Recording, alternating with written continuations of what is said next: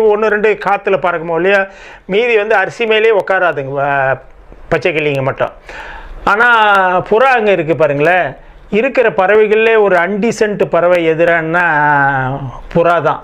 எப்படின்னா அரிசி மேலேயே வந்து பறந்து வந்து உக்காருங்க, அரிசி மேலேயே இப்படி ஓடுவாங்க, அரிசி மேலேயே எல்லா விதமான சேட்டையும் அரிசி மேலேயே பண்ணுவாங்க, அரிசி மேலேயே அவங்களுடைய பாத்ரூம் எல்லாமே அரிசி மேலேயே பண்ணுவாங்க.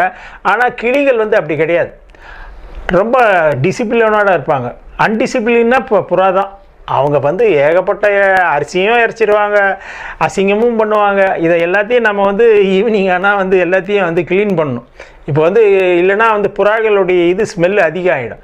அதனால் டெய்லி 2 வேளையும் க்ளீன் பண்ணுவோம். 2 வேளை எல்லாத்தையும் எடுத்து க்ளீன் பண்ணி சுத்தம் பண்ணுறது அது பார்க்குறதுக்கு ஈஸியாக தெரியும். ஆனால் அது வந்து ஆள் வச்சு செஞ்சால் நமக்கு கஷ்டம் தெரியாது. நான் ஒண்டியே செய்கிறதுனால